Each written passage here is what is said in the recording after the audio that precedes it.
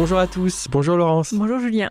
Eh bien, merci de nous suivre, j'espère nombreux. Aujourd'hui, le thème du jour, la sécurité dans les moyens de paiement.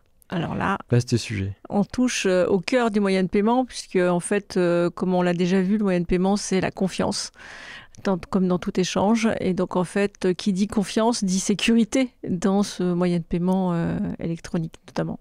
Alors Laurence, pour commencer le sujet, un petit peu comme à chaque fois on a l'habitude, déjà on pourrait faire une rétrospective de cette sécurisation des échanges, du paiement. Comment ont eu lieu ces premières tentatives de sécurisation? Comme on le sait, donc ça touche à l'argent. Donc du coup, depuis que cela existe, on a déjà vu, il y a toujours eu des tentatives de fraude, de falsification.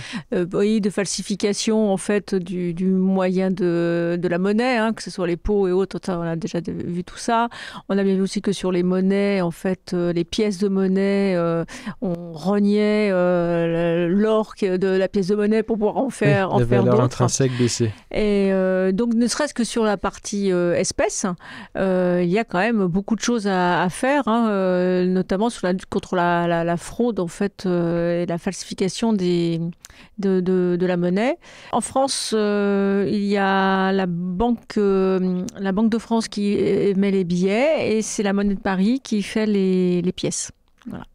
Et depuis qu'elles existent, elles ont des départements de recherche et développement qui ne font que évoluer pour pouvoir en fait créer des pièces et des billets dits infalsifiables. La pièce d'euro aujourd'hui est à plusieurs lestris, les impressions à l'intérieur et compagnie qui fait qu'en fait elle est très compliquée à falsifier.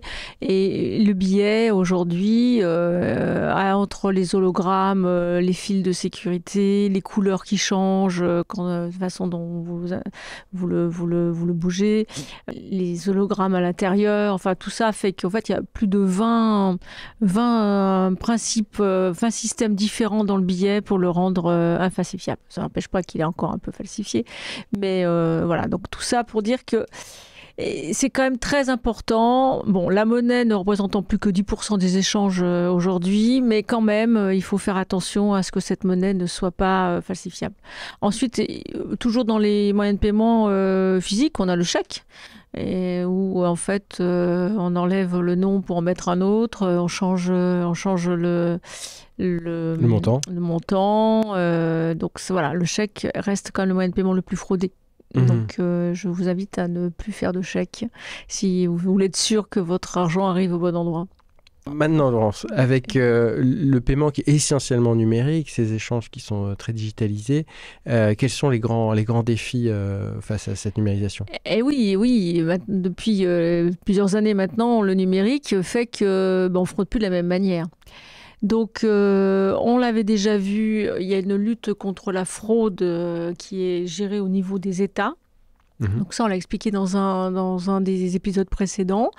Ensuite, les banques elles-mêmes ont des systèmes de sécurité autour de leur système d'information très importants. Et donc, aujourd'hui, investissent de plus en plus dans le cadre des cyberattaques pour qu'on ne vienne pas les attaquer. Alors, je rappelle en fait toute la loi de programmation militaire et compagnie. Et donc la partie cyberattaque. Et ensuite, après, il y a tout ce que les banques mettent en place sur le parcours de paiement. Puisqu'en fait, aujourd'hui, avec la partie numérique, c'est la banque qui est au cœur en fait, de la problématique de la lutte contre la fraude. Donc en fait, les vrais défis aujourd'hui, en fait, c'est de vérifier qu'en fait que c'est la bonne personne qui s'identifie. Donc en fait, l'identité numérique est quand même un grand sujet qu'il va falloir en fait rendre le plus fluide possible. Il y a la problématique de l'authentification forte, c'est-à-dire revérifier qu'en fait que c'est la bonne personne qui donne l'ordre. Donc ça, c'est quelque chose qui a été imposé par le régulateur dans le cadre de la DSP2, donc maintenant qui a été appliqué partout. Et d'ailleurs, la fraude a beaucoup baissé grâce à ça. Et puis ensuite, il y a tous les sujets de lutte contre la fraude, notamment pour tout ce qui est paiement sur Internet ou la partie virement. Donc en fait, tout ce qui est paiement avec personne de physique en face de soi. Et donc en fait, beaucoup d'intelligence artificielle à mettre en place sur ces sujets de lutte contre la fraude. Tu citais l'authentification forte, peut-être on peut préciser que l'idée c'est d'utiliser au moins 2 facteurs d'authentification parmi les 3 suivants, donc l'inhérence, c'est-à-dire quelque chose qui est de nous-mêmes, hein, biométrie, c'est ce qui vient à l'esprit, notre iris, notre empreinte digitale, propriété, c'est-à-dire quelque chose qu'on possède, donc peut-être son téléphone, sa carte bancaire, mais un petit objet que seuls nous ayons en notre possession. Et puis 3, quelque chose qui est lié à notre mémoire, qu'on retiendrait. Donc on pense évidemment à un mot de passe, un code PIN sur une carte bancaire. Donc l'idée, c'est de continuer cette multifactorisation de cette étape d'authentification, peut-être demain en forcer même 3. Et puis au sein de ces facteurs, renforcer, hein, je parlais de la biométrie, il y a différents niveaux de biométrie. Aujourd'hui, c'est vrai qu'elle est faiblement utilisée. Certaines banques l'ont proposé dans la carte bancaire. Ça devrait se généraliser parce que les capteurs vont coûter moins cher aussi à produire. On peut citer Sam Altman qui a inventé ChatGPT, mais qui a aussi inventé WorldCoin, qui vient avec une machine qui vient faire l'empreinte rétinienne. Et avec cette empreinte rétinienne, il vous donne un coin qui est Proof of Humanity, preuve de votre humanité face au deepfake, puisque depuis ChatGPT, il invente des robots qui ont l'air parfaitement humains. Donc, il invente l'antidote. C'est pour l'anecdote intéressante. Donc, il y a ces technologies de la biométrie. Il y a ces techniques de chiffrement aussi, puisqu'on parlait des messageries dans les précédents épisodes. Ces messageries, il ne faut pas les intercepter. Et c'est toujours le jeu du chat et de la souris. Donc, il y a des personnes mal intentionnées qui vont essayer de lire ces messages. Donc, on les chiffre toujours mieux. Demain, on les chiffrera différemment avec l'informatique quantique qui sera capable de déchiffrer les vieux algorithmes pré-quantiques. Donc, on n'a pas encore complètement des algorithmes post-quantiques, comme on dit, mais depuis 30 ans, les Américains y travaillent déjà. Donc, on n'est pas loin de trouver des solutions à l'arrivée du quantique. Puis, on a une dernière tendance, pour ne pas être trop long, c'est celle de décentraliser. Donc la blockchain en particulier propose de mettre non pas une machine ou un grand coffre-fort numérique data center, mais des milliers de machines.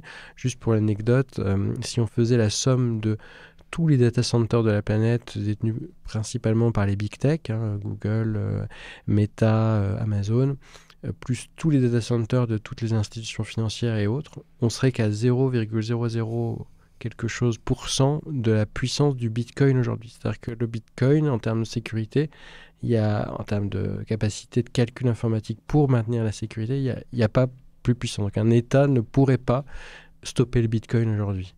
Après, on a déjà eu ces débats.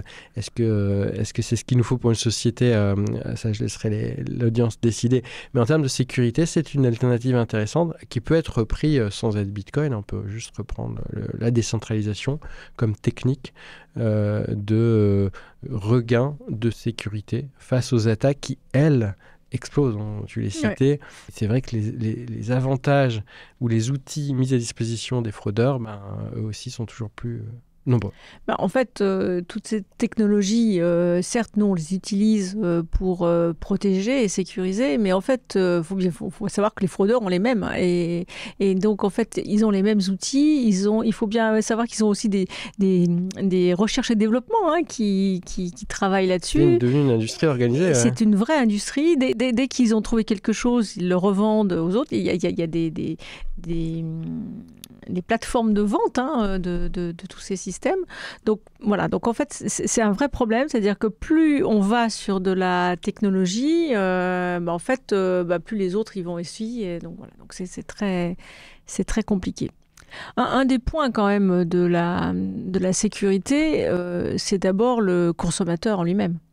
C'est vrai. C'est vrai qu'il a tendance parfois à oublier parce qu'il se repose, et c'est le but des institutions de lui apporter cette sécurité, mais il a un rôle à jouer, évident. Voilà. Donc certes, la banque doit se porter garante, mais en fait, on voit bien que aujourd'hui, en France, je crois 32% des fraudes sont dues à un consommateur qui a d'abord donné ses codes d'entrée dans sa banque, ou lui-même a envoyé de l'argent en toute bonne foi. Le point de faiblesse, alors Voilà. c'est l'humain. Donc en fait, on a tout ce qu'on appelle l'ingénierie sociale, c'est-à-dire où en fait on a une fraude qui est liée en fait à, en fait où on capture en fait la personnalité, enfin l'identité de la personne. Et donc en fait là-dessus la banque ne peut rien. Et d'ailleurs, quand vous êtes fraudé de cette manière-là, la banque ne vous rembourse pas, puisque c'est vous-même qui avez donné vos codes et autres. Mais au niveau mondial, ça représente 80% de la fraude. Donc, du coup, j'en conclus que les Français sont un peu plus prudents. En Angleterre, par exemple, c'est très, très répandu. Donc, il faut vraiment que le consommateur comprenne que c'est lui qui a les clés de son coffre à sa banque. Oui, pour illustrer peut-être, dans l'ingénierie sociale, on fait preuve presque de sentimentalisme. Il y a des fraudeurs qui se font passer de plus en plus facilement pour d'autres personnes, des personnes qui ne le sont pas. L'IA les aide, puisqu'on peut créer des vidéos qui ont l'air plus vraies que nature, et font tomber amoureux quasiment des victimes, et leur demande de faire des virements. Donc la banque ne peut pas savoir qu'il n'est pas vraiment en couple. Donc c'est vrai que ces victimes, elles se retrouvent à la fin non seulement sans argent, mais en plus avec des pertes sentimentales fortes. Donc c'est assez terrible, les fraudes au président et j'en passe. Mais il faut, tu as raison, continuer les actions de sensibilisation du grand public, des consommateurs. Et si on devait peut-être résumer des bons conseils, des bonnes pratiques, Laurence ? Les bons conseils, vous ne devez jamais transmettre vos coordonnées bancaires à qui que ce soit. Même si c'est votre banquier qui vous appelle, ce n'est pas vrai. Votre banquier n'a jamais besoin de vos coordonnées bancaires puisqu'il les a normalement sur son écran. Donc, ne jamais les communiquer. Bien sûr, utiliser des mots de passe. Par rapport à l'ingénierie sociale, chaque fois que vous avez des messages qui font preuve un peu d'urgence ou qui vous font croire que votre enfant est je sais pas trop où, alors là où il est peut-être, mais que du coup, tiens, il a perdu son téléphone, il a plus accès à je sais pas trop quoi, il appelle avec un numéro d'un copain, mais qu'il faut lui envoyer 1 000 €. Non, non, ça n'existe pas. Donc, dès qu'il y a de l'urgence, il ne faut surtout pas traiter dans l'urgence. On a plein d'exemples comme ça autour de nous. Et puis après, je l'ai peut-être déjà dit, mais mettre des mots de passe très, très robustes dans les applicatifs. Alors, moi, les mots de passe, pour moi, c'est une plaie. Donc, peut-être utiliser des gestionnaires de mots de passe ou autres. Mais voilà, c'est vraiment la première faille en fait de la fraude. Oui. Puisqu'en fait, les systèmes après bancaires sont quand même très, très, très protégés. Et donc, en fait, la première faille, c'est quand même le consommateur. Bien, merci Laurence pour tous ces conseils. Puis dernier point pour conclure peut-être un thème. Tu as cité tout à l'heure la directive des services de paiement 2. Il y a une directive numéro 3 qui arrive, qui va encore peut-être nous permettre de renforcer ces aspects de sécurité. Oui, parce que toute la sécurité était basée en fait sur les banques et toute la réglementation pesait sur les banques. Et en fait, la chaîne de traitement de valeur du paiement avec des initiateurs de paiement ou des prestataires de paiement, en fait, n'était pas ou peu concernée. Donc là, pour renforcer cette sécurité, la DSP3 impose en fait les mêmes règles de sécurité sur l'ensemble des acteurs de paiement, demande aux banques de s'assurer que tous ces prestataires appliquent exactement les mêmes règles de sécurité. Et surtout, tout le monde sera du coup auditable et audité par le régulateur, et donc même les prestataires de paiement pourront être audités par donc en France la CPR et auront en fait également des sanctions. Donc en fait cette responsabilité qui était uniquement basée sur les banques commence enfin à se diluer sur toute la chaîne de traitement, ce qui permettra aussi à chacun de prendre conscience en fait de ces problématiques de sécurité. Donc ça c'est une très bonne chose. Et donc on voit bien qu'au fur et à mesure des évolutions technologiques, le régulateur, alors peut-être toujours avec un petit temps de retard, c'est là où on voudrait que ça soit un peu plus proactif, mais bon, c'est toujours compliqué de faire avant que les choses arrivent, mais suivre en fait ces évolutions du marché et autres pour en fait vraiment assurer la sécurité des paiements de tout à chacun. Merci Laurence. Donc si on conclut, On a vu les banques qui ont leur rôle de coffre-fort à maintenir toujours plus sécurisé. Maintenant, donc, leur écosystème de partenaires et différents acteurs du paiement, puisqu'ils sont nombreux. Et puis, tu le répétais aussi, le consommateur. Chacun a son rôle à jouer. On espère qu'ils auront été à l'écoute de ces conseils, parce que en face, on a une criminalisation à grande échelle, un crime organisé aidé par l'IA maintenant à démultiplier. Donc soyons tous collectivement vigilants pour amener cette sécurité maximale dans ce monde des paiements. Et pour la conclusion, c'est le collectif que j'aime aussi dans ta conclusion, c'est que oui, il faudrait que vraiment on joue plus collectif contre les criminels, là où aujourd'hui tout le monde travaille en fait dans son silo. Je pense que ça mériterait en fait d'avoir une véritable industrie commune de la lutte contre la fraude. Il me reste à te remercier, Laurence, et à vous remercier d'avoir été encore une fois attentif. Et puis, je vous donne rendez-vous donc au prochain épisode. Merci et à très bientôt. Au revoir, Laurence. Merci, à très vite, Julien. Au revoir.